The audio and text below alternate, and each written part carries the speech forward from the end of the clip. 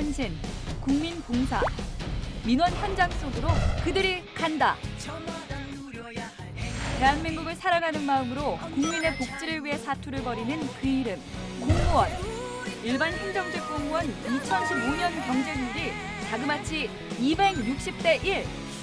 이 모든 역경을 뚫고 나라와 국민을 사랑하는 국가관, 맡은 소임에 최선을 다하는 공직관, 공익을 우선 생각하는 윤리관을 갖춘 위대한 대한민국을 만드는 주역, 공무원이 될 준비는 되셨나요?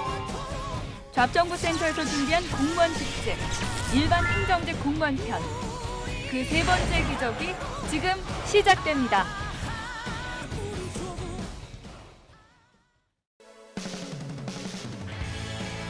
안녕하세요. 취업정보의 모든 것 잡정보센터의 김승재입니다. 안녕하세요. 이은정입니다. 네, 또다시 월요일이 됐고요. 이제 네. 저희가 그 준비한 공무원 특집 1호봉의 탄생 3주차를 맞이하는데요. 3주차 영상에서 굉장히 조금 전에 본 영상에서 익숙한 목소리를 들리네요. 예. 확인을 접니다. 잘하셨습니다. 네. 예. 자, 어떻게 보면 가장 많은 시청자 여러분께서, 구직자 여러분께서 가장 많이 기다리시던 내용이 이번 주일이 아닌가 싶네요. 그렇죠? 네, 이번 공무원 시험 특집은 언제 하냐고, 도대체 언제 하냐고 예. 이렇게 문의 전화가 많이 왔다고 해요. 채용 인원도 가장 많고요. 또 특수한 업무가 아니라서 대다수가 부담 없이 지원할 수 있는 직렬입니다. 네네. 바로 일반 행정직 공무원입니다. 그렇습니다. 가장 많은 공시생들이 응시하는 직렬이고요. 이게 일반 행정직 공무원 시험인데요. 오늘 그 첫 시간으로 일반 행정직 공무원 시험은 어떻게 치러지는지부터 네. 합격 팁까지 전반적으로 저희가 알아볼 텐데요. 먼저 오늘 도움 주실 전문가 화면으로 만나보시겠습니다.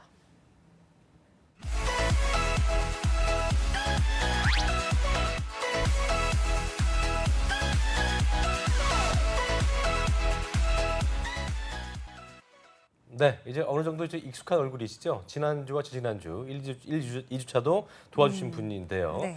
코스피 상장 수험 전문 교육기관인 주식회사 윌비스 교육사업부의 김민철 실장님 또 모셨습니다. 어서 오십시오. 어서 네, 오십시오. 안녕하세요. 네. 네, 이제 공무원 특집 마지막 주입니다. 그렇습니다. 일반 행정직 공무원 시험에 대해서 소개를 해주실 텐데요. 먼저 소감 한 말씀 해주시죠. 네, 마지막 주인데요, 벌써.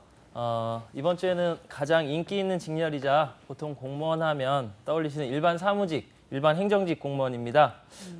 일반 행정직 공무원은 누구나 쉽게 지원할 수 있는 만큼 진입 장벽이 낮은 직렬이지만 또 반대로 인기가 많은 만큼 시험에서 탈락의 고배를 마시는 분도 많은 직렬 중에 하나입니다.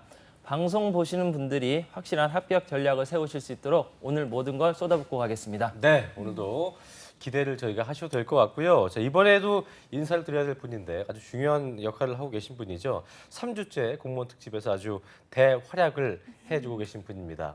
이분 뭐 얘기 들어봤더니 어떤 그 아나운서로서의 어떤 전직도 고려하고 계시다고 하던데 취업 준비생들의 멘토 커리어 칼리지의 임송아 강사님 모셨습니다. 어서 오십시오. 어서 오십시오. 네, 안녕하세요. 임송아입니다. 저녁이 있는 삶, 안정적인 근무 환경의 대표격인 직렬이 바로 일반 행정직 공무원일 텐데요. 그래서 인기도 정말 하늘을 찌르고 또 여러 번의 실패를 거듭하는 분들도 많다고 합니다. 과연 왜 이렇게 인기가 많은지 일반 행정직 공무원 시험을 준비하는 공시생들을 직접 만나서 들어봤습니다. 화면으로 다 같이 만나보시죠. 공시생들로 붐비는 이곳, 공시생들의 성지라 불리우는 노량진. 공무원 합격의 꿈을 이루기 위해 오늘도 공시생들은 이곳에서 묵묵히 자신과의 싸움에 한창입니다.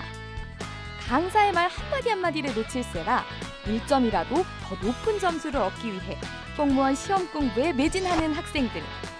이들은 왜 공무원을 선택했을까요?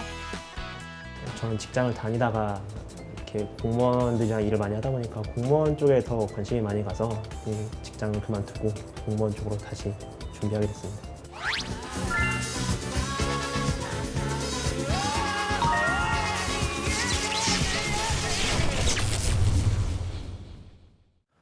네, 공무원 특집 1호봉의 탄생 3주차 일반 행정직 공무원 특집 함께하고 계십니다. 이게 보통 뭐 조금 전에도 공시생분을 저희가 화면으로 만나봤지만 실장님 이게 그 공무원 시험 준비한다고 하면 그 대부분 뭐 일반 행정직을 의미한다고 해도 과언이 아닐 텐데요. 네. 저희가 이제 그 우체국이나 뭐 네. 동사무소 가도 그렇고 네. 거기 계신 분 다 그분들이 다 이제 일반 네, 행정직 일반 공무원인 행정직이죠. 거죠? 네, 그렇죠? 맞습니다. 예. 네. 예, 일반 행정직 공무원 하면 국가 또는 이제 지방 공공단체 행정을 담당하는 공무원들을 얘기하는데요. 예, 예. 아까 말씀하신 대로 이제 주민센터죠. 주민센터라든지 우체국은 그렇죠. 우정사업본부라고 이제 명칭을 예, 예. 하고 있고요. 그다음에 그 외적으로 고용노동부라든지 병무청까지도 다 근무를 하시게 됩니다. 그렇군요. 그래서 거의 정부의 모든 부서에 배치되어 일반 행정 사무를 담당하는 공무원을 말하게 됩니다. 예. 네, 그러니까 일반적인 사무를 하는 거라서 그런지 더 인기가 많은 것 같아요. 네, 맞습니다. 일반 행정직 공무원이 인기가 많은 이유는 말씀하신 대로 일반 행정 사무를 담당하고 있기 때문이기도 하고 또 경찰이나 소방처럼 체력, 전공 등의 구애를 받지 않기 때문이기도 한데요. 그래도 가장 큰 이유는 가장 많이 뽑기 때문이겠죠. 그렇게 이게 그 몸이 좀 덜 피곤한 것도 있지만 그래도 어쨌든 많이 뽑는다. 이게 가장 큰 골자일 텐데요. 네. 세무직도 제가 알기로는 많이 채용하는 걸로 알고 있는데 세무직 같은 경우에는 일반 행정직이랑 어떤 게 좀 차이가 있을까요? 세무직 같은 경우는 일단 지금 현재는 좀 많이 뽑고 있는 상황이긴 한데 과거에는 그렇진 않았습니다. 지금 현재는 일반 행정직보다 더 많이 뽑을 때도 있기 때문에 네. 그런데 세무직 같은 경우는 국세청에서 주관하는 시험이고요. 국세청뿐만 아니라 일선 세무서까지 근무를 하시게 되는 공무원들이 세무공무원인데 3년 동안 평균적으로 보시게 되면 최근 전체 시험에서 예. 행정직과 세무직 선발 인원을 비교해 보면 예. 보통 이제 세무직 1대 행정직 2.6 정도의 비율을 뽑고 있었는데 최근에는 국세청 업무가 늘어나면서 1대2 비율로 뽑는 것을 보실 수가 있습니다. 예. 행정직은 전 부처에서 일하고 또 아까 말씀드렸듯이 세무직 같은 경우 국세청에서만 일을 하는데 이런 수치라고 본다면 세무직 증가가 굉장히 놀라운 일이라고 볼 수 있는 거죠. 그렇군요. 그렇다면 경쟁률은 어떻게 됩니까? 네, 경쟁률을 보시게 되면요. 네. 일단 최근 3년간 행정직 경쟁률 같은 경우가 지금 하락하는 거를 보실 수가 있으실 텐데요. 예, 예. 행정직 전체로 볼 때 2014년이 45대 1 정도였을 때 2015년, 2016년이 38대 1 정도로 하락한 거를 보실 수가 있습니다. 예. 예, 그래서 지금 현재 상황에서는 경쟁률은 조금 하락하고 있는 상황이라고 보시면 될 것 같습니다. 그렇군요. 경쟁률이 저희가 볼 때는 이제 갈수록 치열해지니까 올라갈 것 같은데 내려가는 이유가 있나요? 네, 응시 인원은 증가했습니다. 분명히 공무원 시험을 준비하는 인원이나 응시 인원은 증가했는데 네. 경쟁률이 낮아지는 이유는 딱 하나밖에 없습니다. 선발 인원이 증가했기 때문입니다. 이거 기분 좋은 네. 얘기죠. 예. 그렇다면 채용 전망은 어떻게 됩니까? 지금 현재 공무원 채용 전망 같은 경우는 네. 현재 계속 증가될 것으로 보이고 있습니다. 일단 국가적인 차원에서 복지 향상이라든지 국민 행복 증진을 위해 정부가 해야 할 일들이 늘어나면서 공무원 수요는 많이 필요한 실정이기 때문에 선발 인원은 계속 증가할 것으로 보이고 향후 2, 3년간은 선발 인원이 계속 증가될 것으로 예상하고 있습니다. 네. 저희가 지금까지 얘기한 건 이제 그 국가직 9급에 대해서였는데 국가직 7급도 있고요. 지방직 같은 경우에도 그 일반 행정직이 있는 거죠? 네, 맞습니다. 사실 일반 행정직이 좀 굉장히 복잡하게 구성이 돼 있는데요. 예, 예. 네. 일반 행정직은 일단 인사혁신처에서 주관하는 국가직 시험, 그다음에 각 지방자치단체에서 주관하는 지방직 시험, 그리고 서울시에서 주관하는 서울시 시험으로 나눌 수가 있는데요. 그리고 또 직급에 따라서 9급과 7급으로 나누어서 시험을 보고 있습니다. 네. 그렇군요. 이 9급은 올해 시험이 끝났고요. 이 7급은 하반기에 진행이 되는 거죠? 네, 맞습니다. 제가 지난주 토요일 날도 시험장에 다녀왔는데요. 지난주 그랬군요. 토요일이 예, 예. 7급, 9급 서울시 시험이 있었습니다. 네. 이렇게 해서 이제 올해 9급 시험은 지난주 토요일로 해서 마무리가 되었고요. 네. 국가직 시험이 이제 8월 달, 10월 달 해서 국가직 7급 시험이 8월 달에 있고 지방직 7급이 10월 달에 있습니다. 이렇게 남아 있는데 국가직 7급 같은 경우는 2016년 채용 규모가 총 870명이고요. 일반 행정직이 220명, 세무직이 300명 정도로 볼 수 있습니다. 국가직 7급 선발 인원에서 눈여겨볼 만한 사항이 일반 행정보다 세무직을 더 뽑고 있다는 거 한번 눈여겨보시면 될 것 같고요. 예. 그리고 서울시 같은 경우는 다른 시험과 좀 달리 7급, 9급을 동시에 봅니다. 그래서 올해 선발 인원이 1,689명입니다. 네, 참고를 하시면 될 것 같고요. 그렇다면 이번에는 좀 더 자세히 알아보겠습니다. 일반 행정직 공무원 시험 또 응시 자격은 어떻게 되는지 저희가 좀 살펴봐야 될 텐데요. 임송아 강사님께서 수고해 주시겠습니다. 보여주시죠. 네, 일반 행정직 응시 자격 먼저 알아보도록 하겠습니다. 지금 화면으로 보시는 바와 같이 일반 행정직의 경우에는 학력이나 경력에 제한이 없이 누구나 지원이 가능합니다. 특히 학력사항의 경우에는 기재란 자체가 없기 때문에 그 누구도 나의 학력사항을 확인할 수가 없고요. 그다음에 응시 자격, 나이 제한 한번 살펴보도록 하겠습니다. 먼저 7급 이상의 경우에는 만 20세 이상이면 지원이 가능하고요. 8급 이하로는 만 18세 이상이면 응시할 수 있고 8급 이하 교정직과 보호직의 경우에는 만 20세 이상으로 제한돼 있습니다. 7급, 8급 이하 교정직, 보호직 등 굉장히 어휘가 다소 생소하게 느껴질 수가 있는데요. 스튜디오에서 자세하게 알아보도록 하겠습니다.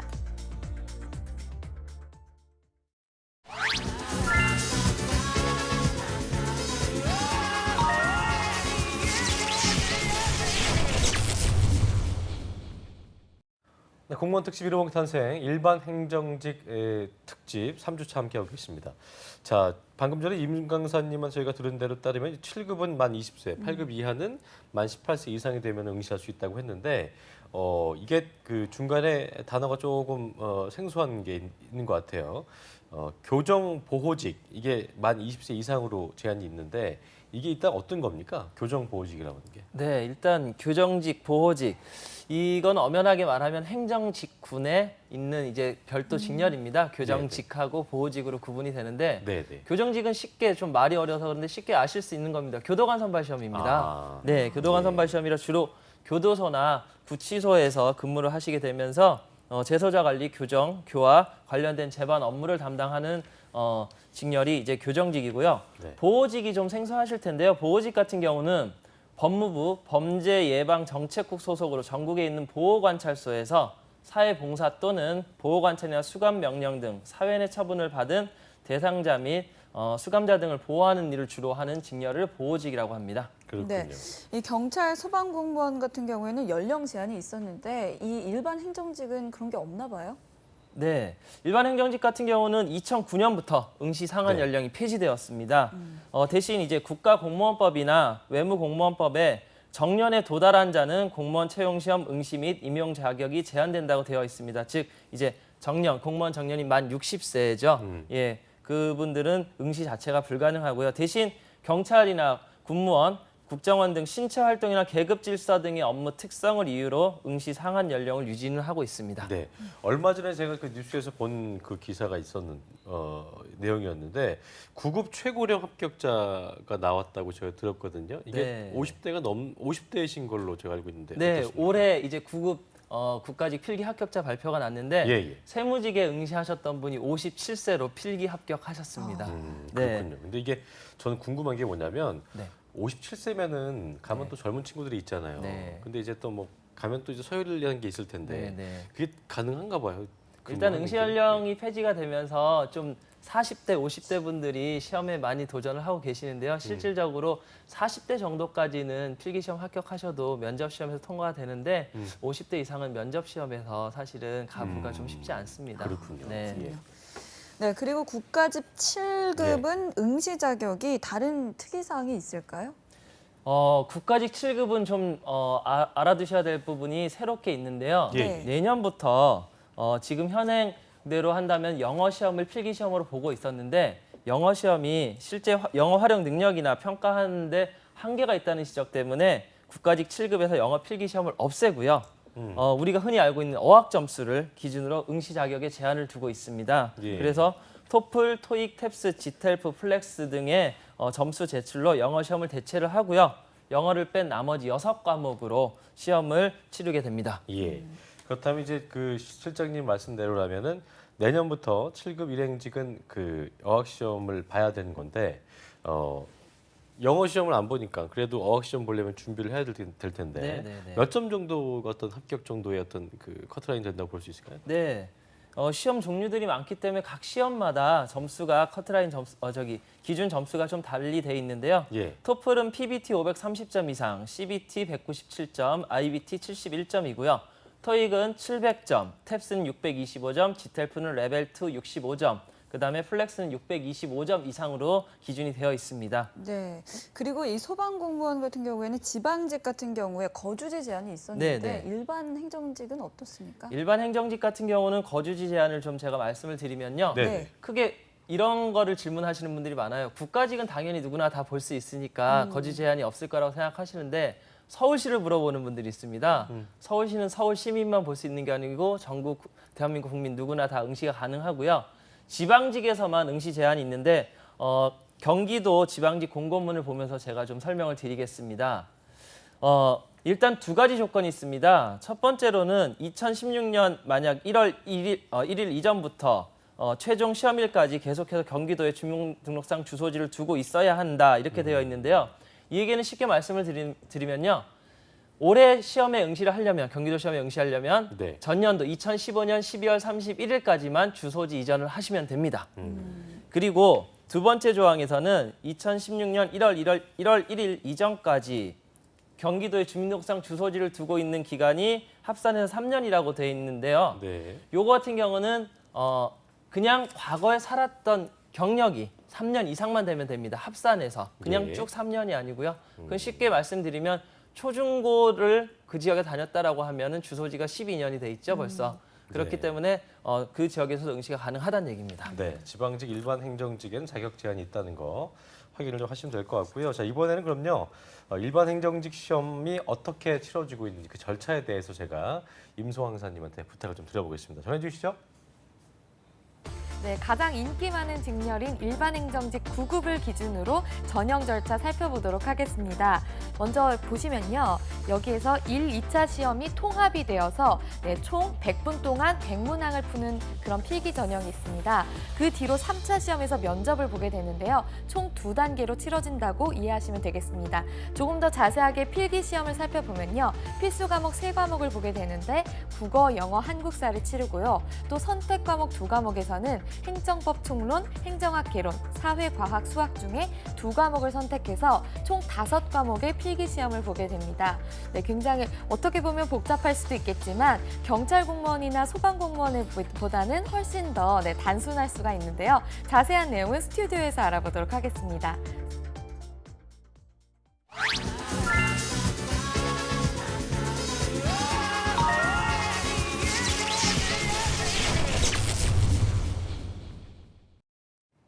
네, 임송아 강사님 말씀을 들어보니까 전형 과정이 좀 간단한 편인 것 같은데요. 예. 일정은 어떻게 되는지 좀 알려주시죠. 네. 일단 시험 방법은 아까 네. 말씀해 주신 대로 1차, 1, 2차 병합으로 필기 시험을 보고요. 3차에서 면접 시험을 봅니다. 그래서 최종 합격까지 이르는 과정을 좀 표를 보시면서 좀 설명을 드리겠습니다. 네. 보통 이제 7급 접수 같은 경우는 보통 6월 달에, 9급 접수는 1월 달에 이루어집니다. 그리고 7급 필기시험은 8월에, 9급 필기시험은 4월에 있고요. 예. 7급 면접시험 같은 경우는 11월, 9급 면접시험은 7월에 있습니다. 이렇게 되다 보니까 보시는 바와 같이 필기시험 합격자가 필기 합격자 발표 이후 면접시험까지 한 달 이상의 기간이 충분하게 있습니다. 예, 그렇군요. 한 달 정도의 시간이 있다고 하셨는데 필기시험 특징을 저희가 좀 살펴봐야 할 것 같은데 어떤 네. 부분을 좀 집중적으로 봐야 될까요? 우선 아까 말씀드렸던 공통과목 3과목은 원점수를 그대로 기준으로 하고요. 예. 선택과목은 조정점수를 반영을 하게 됩니다.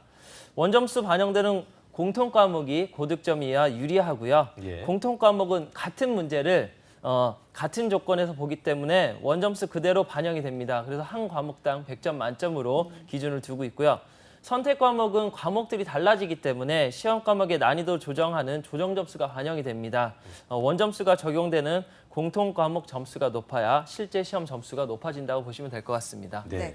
그렇다면 안정권 점수는 몇 점인가요? 네. 일반 행정직 같은 경우는 국가직, 지방직, 서울시가 좀 다 상이한데요. 네. 일단 일반적으로 국가직 9급 일반 행정 전국 일반을 기준으로 작성한 것을 보시게 되면 보통 390점대 후반에서 합격선이 결정이 됩니다.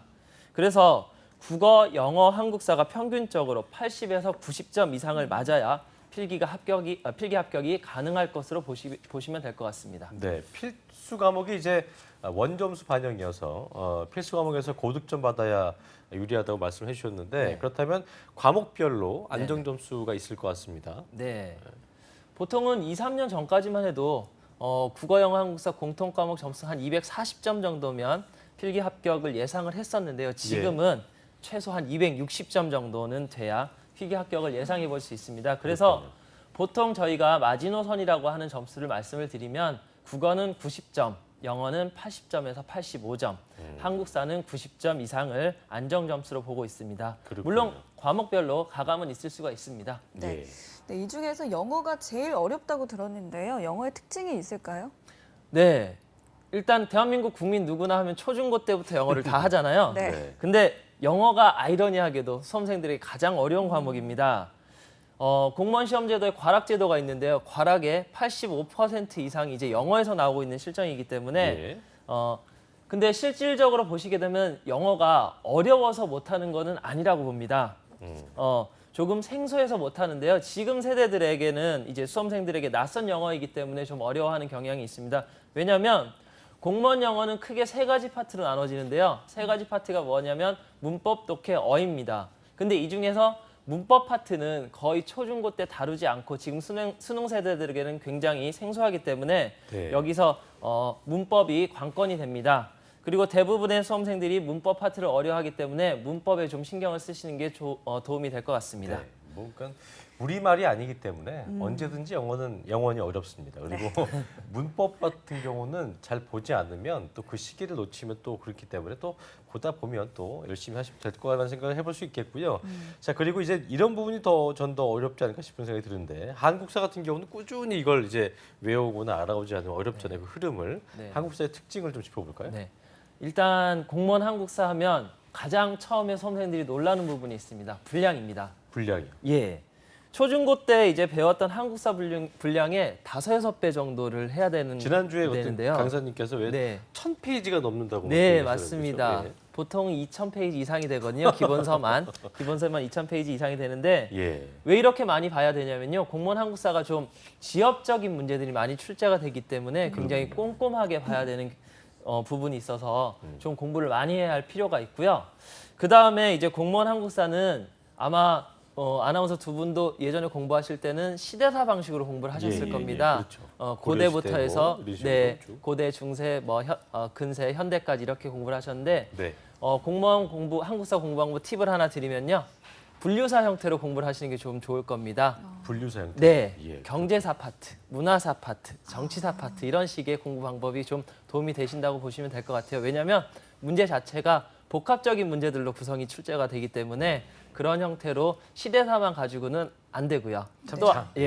또 아까 말씀하셨듯이 한국사는 절대 암기 과목이 아닙니다. 흐름을 이해하고 그 이후에 암기를 해야 되는 거기 때문에 더 공부를 많이 해야 되는 과목이기도 합니다. 참 말은 쉽지만 2000페이지를 어떻게 이해하며 또 어떻게 그걸 외우며 참 암담하네요. 예. 네, 그 다음으로는 이제 국어의 특징을 네. 짚어볼까요? 네, 국어도 일단 아까 말씀드렸던 영어랑 좀 비슷하게요. 어학 과목이다 보니까 네. 파트는 크게 문법, 독해, 어휘 파트로 나눠지는 건 동일합니다. 여기서도 마찬가지로 국어에서도 마찬가지로 영어랑 마찬가지로 문법 파트를 가장 어려워하는데요. 국어의 문법이라고 하는 어문 규정 파트를 가장 어려워합니다. 그리고 독해 파트는 수능 세대들은 많이 접할 수 있는 문학이나 비문학 파트가 나오기 때문에 조금 수월하게 하실 수 있을 것 같고요. 어휘에서 가장 관건이 되는 게 한자입니다. 네. 한자나 한자 성어. 포기하시면 절대 안 됩니다. 지금은 문제 출제가 2문제 이상 또는 4문제까지 나오고 있기 때문에 한자 문제를 포기하시면 절대 안 될 것 같습니다. 네, 저희가 실장님과 함께 어떻게 보면은 이제 공무원 시험 준비하는 분들한테 가장 중요한 부분인 각 시험 과목에 대해 저희가 특징을 살펴봤는데요. 실장님께서 그렇다면 정리하시는 의미로 우리 공시생분들에게 필기시험 합격 전략 이렇게 하면 될 것 같다. 좀 정리를 좀 해주시죠. 네. 공통 과목 같은 경우는 우선 260점 이상은 무조건 확보를 하는 것이 중요하고요. 선택 과목은 어떤 과목을 해도 유불리는 없습니다. 대신 본인이 무조건 고득점을 자신할 수 있는 과목, 최소 90점 이상을 목표로 해야 하는 것이 맞고요. 단 선택 과목의 문제풀이 시간이 중요한데요. 문제풀이 시간은 가급적이면 10분을 넘지 않도록 연습을 해두시는 게 좋을 것 같습니다. 네. 그렇다면 이번에는 면접은 어떻게 치러지는지 알아보도록 하겠습니다. 임송아 강사님 나와주시죠. 네, 필기 시험을 치르고 나면 면접 시험이 기다리고 있는데요. 면접 시험의 경우 7급과 9급이 약간 다릅니다. 화면을 통해서 자세히 살펴보겠습니다. 먼저 7급인데요. 집단 토의 60분, 개인 발표 30분, 개별 면접 30분에서 총 120분 동안 치러지게 됩니다. 다음으로 9급 시험을 한번 살펴보면요. 면접 5분 스피치, 평가 15분, 그리고 개별 면접 35분에서 총 50분 동안 시험을 치르게 됩니다. 이렇게 해서 7급과 9급이 상이한데 여기에서 면접 시간이 주어진 이것들은 작성 시간까지 포함되어 있다는 것을 기억해 주시고요. 이렇게 해서 짧은 시간 동안 현장에서 주제가 주어지고 작성부터 발표까지 해야 하기 때문에 평상시에 많은 연습이 필요할 것 같습니다. 자세한 내용 스튜디오에서 알아보도록 하겠습니다.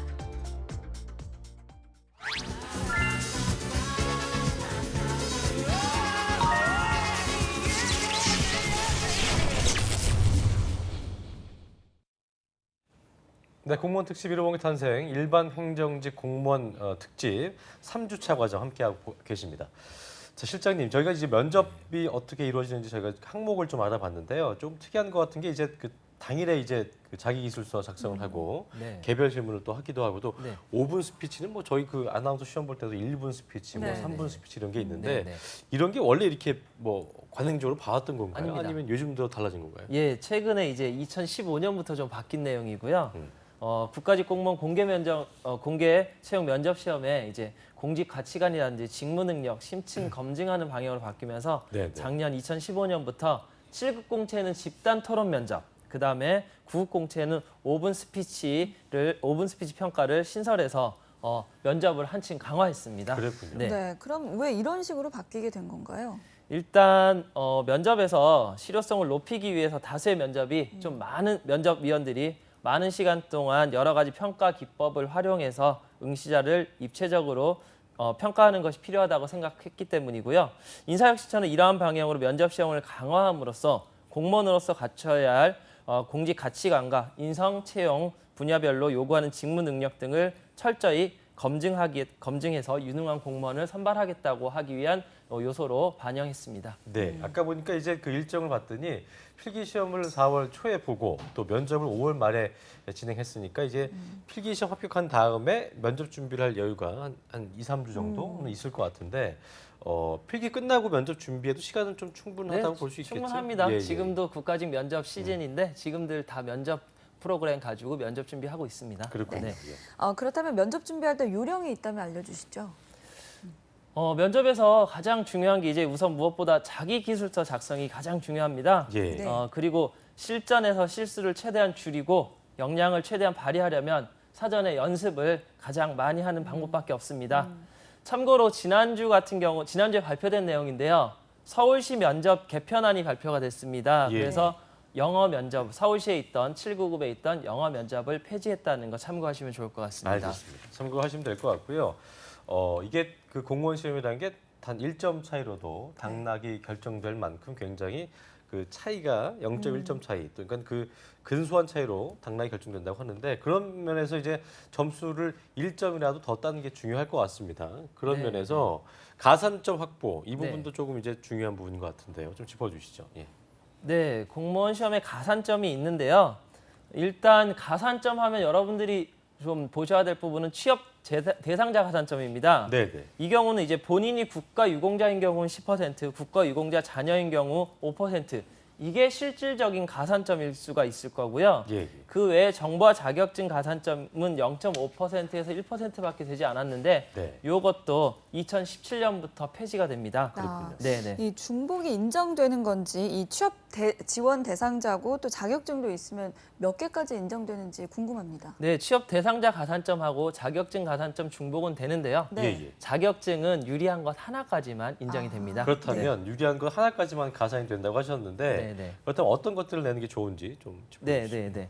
일반적으로 가장 보편적인 것들이 이제 사무관리 분야의 컴활이라고 해요. 컴퓨터 컴활, 활용 능력 그렇죠. 시험이죠. 1급, 2급. 그다음에 워드 프로세서 1급 자격증이 가장 대표적이고요. 예. 그다음에 기술사, 기사, 기능사 자격증은 통신정보 처리 분야에서 가산점이 있습니다. 네, 이 중에서 어떤 자격증이 유리할까요? 제가 수험생들한테 솔직히 말씀을 드리면 국가유공자 본인인 경우나 국가유공자 자녀인 경우에 가산점을 제외하고는 지금 현재 굳이 가산점 자격증이 없으시다고 하면 따지 말라고 말씀을 드리고 싶습니다. 차라리 이 기간에 국어, 영어, 한국사 공부를 하시는 것이 훨씬 유리하고 효율적일 것입니다. 자격증, 뭐 지금 PD도 이게 정답이야 이러고 있는데 자격증을 있으면 좋겠지만 자격증 따려고 거기에 시간을 할애하는 맞습니다. 것보다는 그 시간에 차라리 공부하는 게 낫습니다. 국영사 시험 공부를 하는 게 낫다는 아주 현명한 결론을 내려주셨습니다. 자, 끝으로 우리 일행직 공무원 시험, 일반 행정직 공무원 시험 보는 우리 수험생 여러분들을 위해서 합격 전략을 조금 총정리해 주시죠. 예. 네. 일반 행정직 공무원 시험의 합격 전략입니다. 네. 첫 번째, 가장 중요한 건 아까도 계속 언급을 드렸던 부분인데요. 공통 과목에서 합격 안정권 점수를 확보하라는 겁니다. 선택 과목 때문에 떨어지는 일은 없습니다. 공통 과목이 합격의 당락을 좌우하기 때문에 공통 과목 공부에 매진하는 것이 좋고요. 영어가 가장 취약한 과목입니다. 영어 공부는 매일매일 꾸준히 해주시는 게 좋을 것 같습니다. 두 번째로는 기출문제를 확실히 해두는 것이 좋습니다. 기출문제 같은 경우는 최근 5개년치 정도는 기본적으로 완벽히 숙지를 해주셔야 되고요. 기출 유형을 정확히 파악하는 것이 실제 시험에서도 많은 도움이 된다는 걸 알아주셨으면 좋겠습니다. 여기서 최근 5개년치는 국가직, 지방직, 서울시 문제를 모두 망라한 내용을 공부하시는 것이 좋습니다. 그다음에 세 번째는 모의고사를 많이 풀어야 한다는 겁니다. 문제 적응력을 높이기 위해서는 시험 직전 4개월에서 6개월 정도는 매일 모의고사 문제풀이를 하는 것이 좋고요. 시간 연습하는 것도 굉장히 중요합니다. 그리고 마지막으로 전략 과목을 삼는 것이 좋습니다. 최소 2과목 이상은 전략 과목이 있어야 되는데요. 이 전략 과목 같은 경우는 어떤 상황에서라도 90점 이상, 최하 90점 이상은 확보할 수 있는 과목이어야 하고요. 팁을 드린다 그러면 전략 과목으로 삼을 때는 공통 과목 1과목, 선택 과목 1과목 정도를 선택하시는 것이 좋을 것 같습니다. 자, 제가 정리를 다시 한번 해드리자면 총 한 4가지 정도로 정리할 수 있을 것 같은데, 첫 번째는 공통 과목의 합격 안정권 점수를 확보해야 된다. 그리고 이게 그 공통 과목 점수가 선택보다는 더 합격의 당락을 좌우하기 때문에 공통 과목 공부에 매진을 하시고요. 거기에서 이제 영어가 굉장히 어렵기 때문에 영어 공부를 매일 꾸준히 하는 게 중요하다는 거. 그리고 두 번째로는 기출 문제를 확실히 해 두어야 된다. 기출 문제는 최근 5개년치 정도는 완벽히 숙지를 해야 할 것 같고, 또 세 번째는 모의고사 문제 적응력을 위해서 모의고사를 되도록이면 많이 푸시는 게 좋다고 했고요. 마지막으로는 전략 과목으로 삼을 수 있는 과목이 최소 2과목 이상은 돼야 할 것이다. 이 정도로 정리하면 되겠죠? 네, 맞습니다. 예. 네, 일반 행정직 공무원 시험을 준비하는 우리 공시생분들을 위해서 네. 마지막으로 한 말씀 해주시죠. 중요한 한 말씀. 네. 예.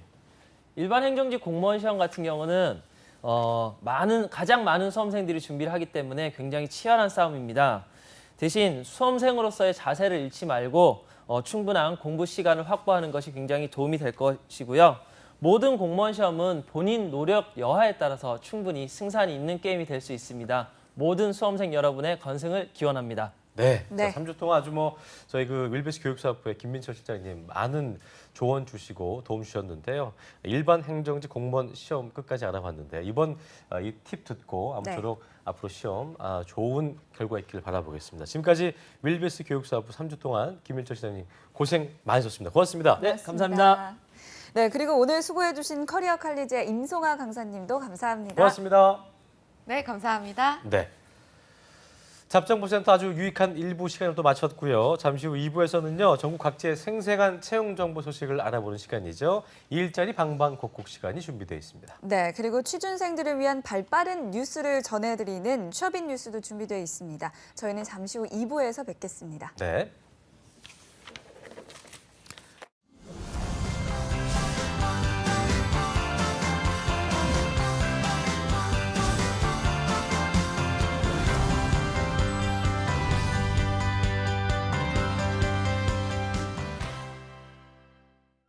당신에게 직업은 무엇입니까? 저에게 직업은 미래? 직업은 희망이죠. 저에게 있어 직업은 기회 아닐까요?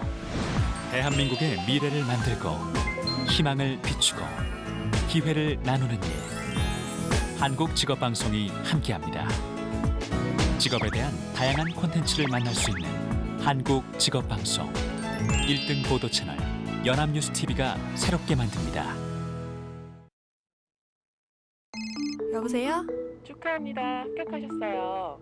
체크카드를 저희한테 보내주셔야 됩니다. 체크카드를 꼭 보내야 돼요? 본인 통장이 범죄 연루되어 당장 안전한 계좌로 옮겨야 합니다. 이런 전화 하지 마세요. 대출 가능하십니다. 지금 모든 정보를 입력해 주세요. 네. 잠깐 이거 홈페이지 맞아? 보이지 않는 범죄, 보이스피싱, 스미싱. 뭐야? 은행이죠. 확인 좀 할게요. 의심이 안심입니다. 이건 창피한 거죠. 이게 말이 됩니까? 우리나라가 세계에서 꼴찌랍니다. 예약 부도. 예약을 했지만 취소 연락 없이 예약 장소에 나타나지 않는 손님을 뜻함. 대한민국 560여만 명의 자영업자들, 매일 그들을 두려움에 떨게 하는 그 이름 예약부도. 예약부도라는 거는 어려운 거 아닙니다. 예약을 해놓고 안 가는 겁니다. 약속을 해놓고 안 지키는 거죠. 저희는 고객이 예약한 그 순간부터 최고의 음식, 최고의 서비스를 제공하기 위해 최선을 다하고 있습니다. 그런데 고객이 오지 않으신다면 출발 시간이 임박하여 취소를 하는 분들 때문에 반드시 열차표가 필요했던 고객들이 이용 기회를 갖지 못하는 것은 참 안타깝죠. 열차표를 좀 더 빨리 취소해 주신다면 보다 많은 사람들이 열차를 이용할 수 있을 것 같아요. 다시 또 예약을 할 때는 그 취소 안 한 분 때문에 그 뒤로 또 예약을 하고 그러니까. 당일 예약은 안 되고 예약 환자들이 많다면서 한참을 기다렸어요. 사소하게 지키지 않는 그 약속. 누군가 피해자가 될 수 있습니다. 그 피해자가 바로 우리가 될 수도 있고 여러분이 될 수도 있습니다. 예약 부도. 당신도 피해자가 될 수 있습니다. 이 캠페인은 공정거래위원회, 한국소비자원, 한국소비자단체협의회와 함께합니다.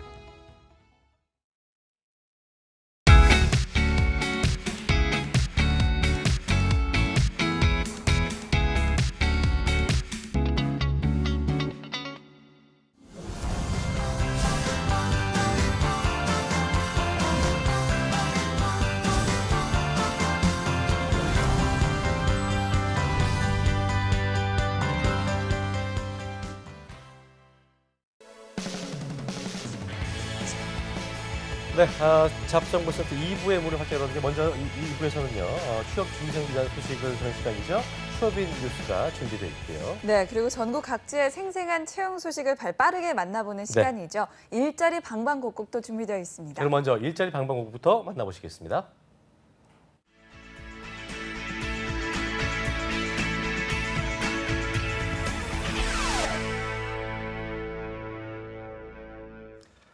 전국의 채용 정보를 알아본 시간이죠. 일자리 방방곡곡. 오늘은 광주 고용센터부터 들러보겠습니다. 네, 광주 고용복지플러스센터의 김건우 주무관님 전화 연결돼 있습니다. 네. 주무관님 안녕하세요. 안녕하세요. 네, 안녕하세요. 광주 고용복지플러스센터 김건우 주무관입니다. 네, 오늘은 어떤 채용 소식이 있습니까? 네, 광주광역시 광주 상공회의소에서 고용 전문가 구인권과 네. 전남 광양시 선박업체에서 해치커브 오토캐리지 구인권이 있습니다. 그렇군요. 네, 광주광역시와 전남 광양 소식인데요. 먼저 광주광역시 구인권부터 알아볼까요? 네. 네, 먼저 소개해드릴 광주 지역 구인 사업장은 광주 상공회의소입니다. 광주시 서구 농성 등에 위치한 비영리 교육기관으로 고용 전문관 3명 채용할 계획입니다. 그렇군요. 광주 상공회의소에서 고용 전문관 3명을 뽑는다는 채용건인데 정확히 주 업무가 어떻게 됩니까? 네, 순수할 건데요. 지역 혁신 프로젝트 발굴 및 네. 성과 관리, 단기, 중장기 지역 고용 정책 수립, 유관기관 인적 네트워크 운영 등 업무를 담당하게 됩니다. 그렇군요. 네, 고용 혁신 추진단을 운영할 고용 전문관을 모집하는 건데요. 지원 자격 좀 살펴볼까요? 네, 지원 자격은 2년제 대졸 이상 학력이며 경력은 무관하고 급여는 연봉 3천만 원 이상으로 면접 후 협의 가능합니다. 접수 방법은 워크넷 사이트 접속하셔서 당사 채용 공고문 참고 관련 서류를 지참하여 직접 방문하시거나 이메일 접수하시면 됩니다. 자, 그 조건 보니까요. 지원하려는 구직자분들이 많을 것 같은데요. 접수 마감일은 언제까지입니까? 예, 접수 마감일은 7월 8일까지고요. 경쟁률이 굉장히 높을 것 같습니다. 네. 빨리 지원하시는 게 좋겠습니다. 알겠습니다. 네, 다음 주 금요일까지인데요. 경쟁률이 높은 채용이다 보니까 서둘러서 지원해 주시고요. 그렇습니다. 이제는 광양 채용 소식으로 가볼까요? 네, 전남 광양 지역에 소개해드릴 기업은 주식회사 네일입니다. 네. 광양시 광양읍 유천산단에 위치한 선박 구성 부분품 제조업체로 저선업 해치커버, 오토캐리지 담당할 직원 4명 채용할 계획입니다. 네, 주식회사 레일에서 해치커버 오토 캐리지 담당 4명을 채용한다는 소식인데 업무가 좀 말이 어렵네요. 정확히 어떤 일을 하는 겁니까? 네, 많이 어려우실 건데요. 네. 사람의 손으로 하는 용접이 아니라 오토캐리지라는 기계를 이용하여 자동으로 용접하는 업무라 생각하시면 될 것 같습니다. 그렇군요. 네. 그렇다면 지원 자격은 어떻게 됩니까? 네, 지원 자격은 학력, 경력 모두 무관하고 네. 호이스트나 크레인 자격증 소지자 우대한다고 합니다. 급여는 월 180만 원 이상으로 면접 후 협의 가능하며 채용 마감일은 7월 7일까지입니다. 그렇군요. 이게 지원 서류는 제출을 어디에다 해야 될까요? 네, 서류는 워크넷을 참고하셔서 네. 제출 서류 준비하시고 팩스나 이메일로 접수하시면 됩니다. 그렇군요. 네, 전남 지역의 구직자분들은 이 채용에 관심 가져보시기 바랍니다. 그렇습니다. 지금까지 광주 고용플러스센터의 김건호 주무관님이었습니다. 고맙습니다. 고맙습니다. 네, 고맙습니다. 네. 자, 이번에는요, 경기 지역으로 가볼 텐데요. 수원 고용복지플러스센터의 김정은 주무관님 전화 연결되어 있습니다. 안녕하세요. 안녕하세요. 수원 고용복지플러스센터 김정은 주무관입니다. 네. 자, 경기 지역에서 소개해 주실 채용 정보, 이 어느 도시의 채용 정보입니까? 네, 수원시 소재 종합병원의 간호사 구인건과 예. 화성시가 주관하는 채용 박람회 소식을 준비했습니다. 그렇군요. 네, 오늘도 알찬 소식 준비하셨는데요. 먼저 수원시부터 알아볼까요? 네, 먼저 소개해드릴 기업은 동수원병원입니다. 수원시 팔달구 중부대로 우만동에 위치한 의료기관으로 신입과 경력직 간호사 각각 1명을 채용합니다. 네, 수원시에 소재하고 있는 동수원병원에서 신입과 경력 간호사를 채용하는 건인데 각각의 지원 자격 좀 알아볼까요? 네, 신입과 경력의 지원 자격으로는 모두 전문대졸 이상이어야 하고요. 예. 또 당연히 간호사 자격증은 필수입니다. 급여는 연봉 3,100만 원이고요. 경력직은 경력에 따라 협의 가능합니다. 네. 그렇다면 경력은 몇 년 이상부터 지원이 가능할까요? 최소 1년 이상의 근무 경력이 있을 시 경력직으로 지원 가능하다고 합니다. 그렇군요. 1년 이상이라는 거 참고를 하시고요. 그리고 종합병원에서 어떤 또 진료과에서 근무하는지 중요할 텐데 어떤 진료과에서 업무를 보는 겁니까? 일반 과는 아니고요. 네네. 그 일반 입원 병동에서 근무를 할 예정이고요. 그렇군요. 네, 기숙사 및 종식이 제공되고 직장 보육시설 이용이 가능합니다. 네네. 네, 접수는 7월 6일에 마감된다고 하니 워크넷 홈페이지에 자세한 구인 정보를 참고하시어 지원하시기 바랍니다. 예, 알겠습니다. 네, 각각의 채용은 워크넷 통해서 꼭 확인해 보시고요. 네네. 다음 취업 박람회 소식이 있다고요? 네, 화성시와 화성고용센터가 주관하는 화성시 2차 채용 박람회를 소개해드리겠습니다. 네네. 오늘 6월 29일 수요일, 내일 모레이죠. 오후 2시부터 4시까지 화성 봉담읍사무소 3층 대강당에서 취업 행사가 개최됩니다. 주식회사 명인코리아 등 27개 업체가 참여하며 현장에서 면접을 실시하고 채용할 예정이라고 합니다. 예, 구직자분들한테 좀 담비와 같은 소식이 아닐까 싶은데요. 27개 업체에 참여한다고 하셨는데 그 어떤 직군이 비슷합니까? 아니면 좀 뭐 다양한가요? 네. 사무직, 생산직 등 약 51개 직종으로 다양하게 채용할 예정입니다. 그렇군요. 네. 그리고 또 총 몇 명 정도를 현장에서 채용합니까? 예, 약 121명 정도를 채용할 계획을 가지고 있습니다. 네, 적지 않은 숫자인 것 같고요. 자, 행사가 바로 이제 모레에 열리는데 참여 방법을 좀 알려주시면 좋을 것 같은데요.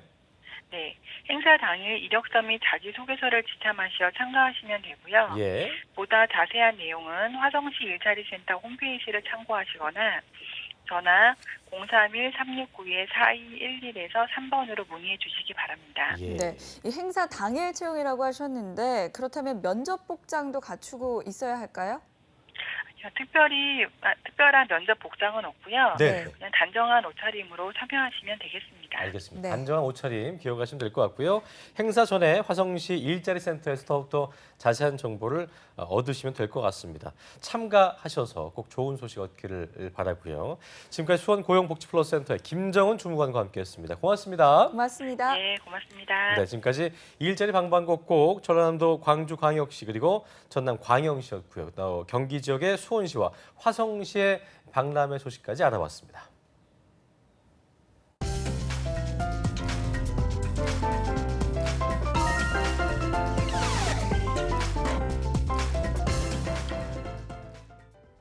네, 구직자들을 위해서 발빠른 뉴스를 전해드리는 시간이죠. 취업의 뉴스 시간인데요. 훈남 아나운서 월요일에 함께하니까 참 이분 팬들 때 월요일 시청률 좋다는 후문이 있습니다. 이남규 아나운서와 함께하겠습니다. 어서 오십시오. 어서 오십시오. 네, 안녕하세요. 네, 그러면 오늘 되게 머리를 되게 단정하게 하고 왔네요. 네. 월요일이라 조금 더 깔끔하게 해보려고 했는데 네. 그 월요일에 시청률이 높다는 후문은 저는 처음 듣는 거라서 사실인지 그냥 잘 던져봤습니다. 모르겠습니다. 그 최근에 이제 지라시들이 많고 증권가 지라시들, 네. 정보지들 중에 이제 뭐 연예인들 소식도 많이 있는데 우리 이남규 아나운서 어떤 그 소식이 하나 어떤 소식이 있어서 제가 소개해드리자면 감금됐었다는 얘기가 있던데 이거 어떤 얘기입니까? 증권가 찌라시에서 제가 감금됐다는 소식이 뭐 감금되긴 했었잖아요. 예. 어떻게 맞는 말이긴 한데요. 이게 제가 그 우리 아나운서 옷 갈아입는 의상실이 네. 있잖아요. 네. 거기 탈의실에 들어갔는데 이 문이 헛도면서 이제 나가야 되는데 제가 못 나가는 상황이 방송 발생. 전에. 네, 이제 방송 들어가야 되는데 들어가기 몇 분 전? 그래도 1시간 전에 와서 미리 옷을 갈아입는데 네. 1시간 동안 갇혀서 네, 못 나갔습니다, 제가. 이남규 아나운서가 또 그 시청자 여러분께서 뭐 아시는 분은 아시겠지만 새벽 뉴스를 진행하고 있어서 네. 1시간 동안 갇혀 있던 거예요. 그 안에서 막 여보세요 하면 제가 아침에 와서 봤더니 문이 다 뜯어져 있고 그래서 결과적으로 두드렸지만 뉴스는 나가지 못했어요. 그렇죠? 초반에는 못 나갔었죠. 초반에 조금 못 나갔어요. 그러니까요. 그러니까 그 왜 이남규 아나운서 안 나오냐 궁금하셨던 분들이 이제 그 해소가 좀 될 겁니다. 네. 문에 의상실에 갇혀 있었다는 거 제가 생각하고. 자, 주말에 뭐 했어요? 주말에 그 증권가 찌라시 때문에 조금 힘들었습니다. 그랬습니까? 네. 알겠습니다. 자, 오늘은 어떤 소식 준비했습니까? 찌라시 맞는 거 맞죠? 예. 뭐 맞습니다. 제가 막 던진 거기 때문에요. 네. 예. 네, 오늘 어떤 소식 준비되셨나요? 네, 오늘은요 이 찌라시 말고도 논란거리가 되고 있는 사건이 있어서 하나 가지고 와봤는데요. 네. 이 국내에서 영업하고 있는 외국계 항공사인 에어아시아에서 이 채용 오디션을 했는데 이게 또 논란이 되고 있습니다. 그렇죠. 이게 저도 봤는데 포털 사이트와 SNS에서 네. 지원자들의 영상이 공개되고 있는데 뭐 승무원이 연예인이냐 뭐 이런 반응도 있는 것 같더라고요. 보니까요. 예. 네, 맞습니다. 말씀하신 대로 이 포털 사이트와 SNS에서 응시자들의 1분짜리 자기소개서랑요. 기업 기내 안내방송 영상을 공개하고 있는데 여기다 두고 이제 네티즌들이 이 승무원 지망생들은 승무원의 본질보다는 너무 외모에 치우친 게 아니냐는 지적이 나오고 있습니다. 그렇습니다. 네, 그런데 이 오디션 채용이 단순히 이 항공사만이 있는 건 아니잖아요. 네, 맞습니다. 사실 이 최근 취업 시장에서요. 오디션 채용이라는 게 새로운 개념은 아니거든요. 네. 이 롯데그룹 같은 경우만 봐도 학력과 어학 점수 등 스펙을 배제하고 오직 직무 수행 능력으로만 신입사원을 뽑는 스펙타클 오디션을 하고 있고요. 네. 이 KT도 지원자가 직무 관련 역량을 5분간 표현할 수 있는 스타 오디션을 진행하고 있는데요. 그렇습니다. 이게 왜 논란이 되고 있는가 하면요. 오디션 채용을 하는 과정에서 이 다른 기업들과 달리 네티즌으로부터 인기 투표를 받고 있기 때문입니다. 이분 여기 이 항공사 에어아시아의 CEO분이 좀 괴짜인 걸 저는 알고 있는데 이분 그 예전에 대한항공 땅콩 리턴 사건 그때 네. 디스했던 그분 아닙니까? 네, 맞습니다. 예. 바로 토니 페르난데스라는 인물인데요. 네네. 이 말씀하신 대로 2014년에 땅콩 회항 디스 발언으로 유명세를 타기도 했습니다. 네. 그런데 이 토니 페르난데스가요, CEO답지 않은 소타람이나 뭐 기바람 이런 걸로 예. 인기를 끌고 있는데요. 뭐 예를 들어서 한국에서는 땡땡칩이 인기라는데 소주와 함께 서비스를 하고 싶다.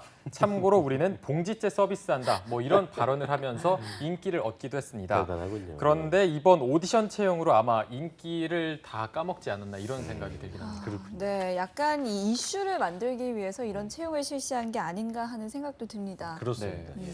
사실 이 승무원 같은 경우는 정말 아무것도 없는 공항에 이 하늘에 떠갖고 많은 승객들의 목숨을 책임지는 그런 중요한 직업인데요.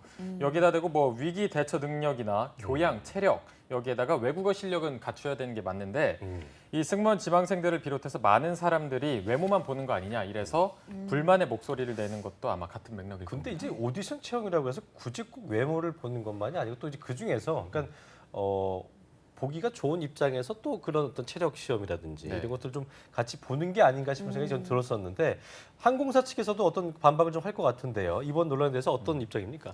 아무래도 이 항공사 측에서는 변명 아닌 변명을 하고 있는데요. 뭐라고 그러고 있어요? 이번 특별 채용의 취지는 색다른 채용을 시도하는 데 있다면서 추후 서류와 최종 면접에서 승무원 자질을 심사하기 때문에 그렇죠. 네티즌 인기 투표에서 높은 점수를 받았다고 하더라도 탈락할 수 있다 이렇게 말을 하기도 했는데요.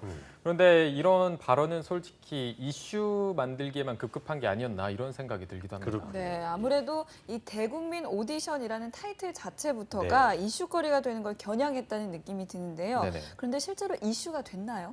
뭐 아무래도 많은 분들이 생각하고 저희도 방금 생각했던 것처럼 이 공개 오디션 영상을 서비스하는 포털 사이트를 보면요. 지원자들의 영상이 69개밖에 올라가지 않았고요. 아, 그것밖에 안 올랐어요. 네, 이 중에서 또 가장 인기가 많았던 동영상 20개를 제외하면 조회수가 10,000도 되지 않습니다.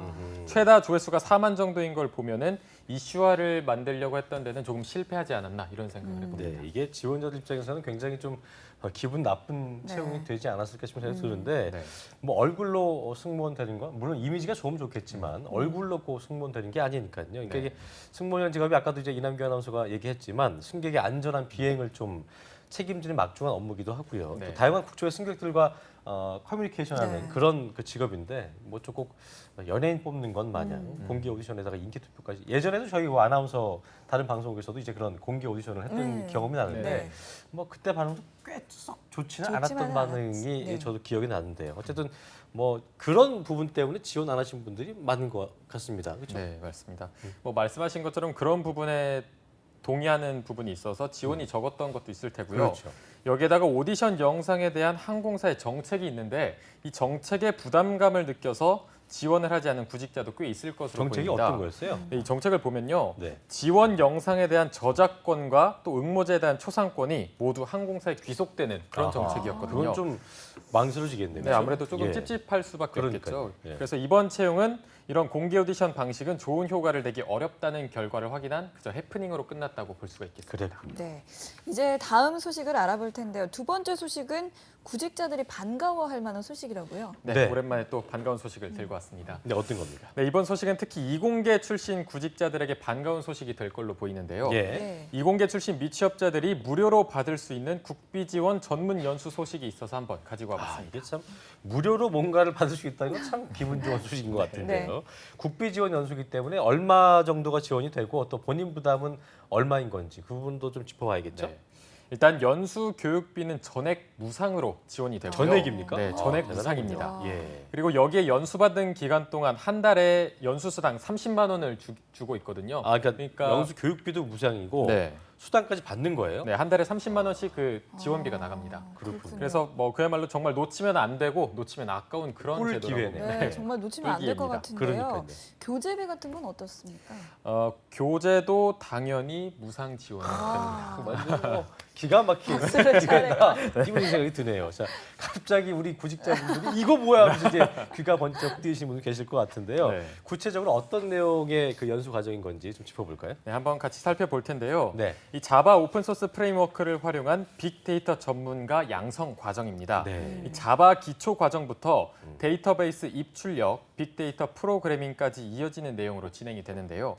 연수 기간은 다음 달인 7월 11일부터 10월 7일까지 약 석 달간 진행이 됩니다. 컴퓨터 쪽에 좀 전문가하신 분들이 좀 좋은 소식이 되지 않을까 싶은 네, 생각이 이 석 달간이라고 하셨는데 시간은 어떻게 되나요? 네, 석 달간 총 480시간이 진행이 되는데요. 네. 오전 10시부터 오후 7시까지 그러니까 석 달간 하루 종일 연수를 받는다고 생각하시면 됩니다. 조금 힘들겠지만 그래도 좋은 기회니까요. 힘들지 않고 받으시면 좋을 것 같고요. 이게 좀 말이 어려웠어서 어떤 분야에서 아까 연수 기간하고 그거 다시 한번 짚어주실까요? 자바 오픈소스 프레임워크라고 하셨는데 그 부분 다시 한번 짚어주시죠.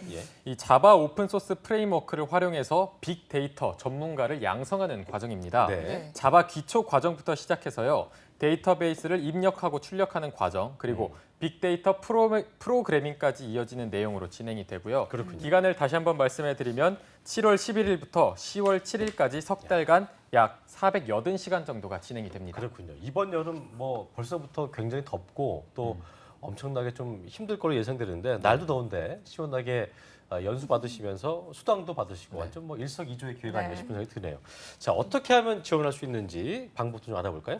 네, 제가 화면이랑 같이 함께 자세하게 설명을 해드리겠습니다. 띄워주시죠. 일단 이공계 대졸 미취업자로 1984년 1월 1일 이후 출생자면 누구나 가능하고요. 그렇군요. 30세 이하 IT, SW 관련 학자 졸업자로 정보 처리 기사 소지자나 학점 4.0인 이상 0 이상인 분은 우선 선별한다고 합니다. 네. 7월 8일까지 참여 신청서를 작성해서요. 글로벌 잡센터로 제출하면 되고 또 자세한 문의는 현재 화면에 나오고 있는데요. 이 연락처로 연락을 해주시면 자, 되겠습니다. 중요한 부분이니까요. 이윤정 아나운서께서 다시 한번 정리를 해주실까요? 네, 일단 이공계 대졸 미취업자로 네. 1984년 1월 1일 이후 출생자면 누구나 가능하다고 합니다. 네네. 그리고 30세 이하 IT와 그리고 SW 관련 학자 관련 학과 졸업자로 정보 처리 기사 소지자 그리고 학점 4.0 이상인 분은 우선 선별한다고 합니다. 네네. 그리고 접수 마감일은 7월 8일까지이고요. 참여 신청서를 작성해서 글로벌 잡센터로 제출하면 된다고 합니다. 네, 참여하실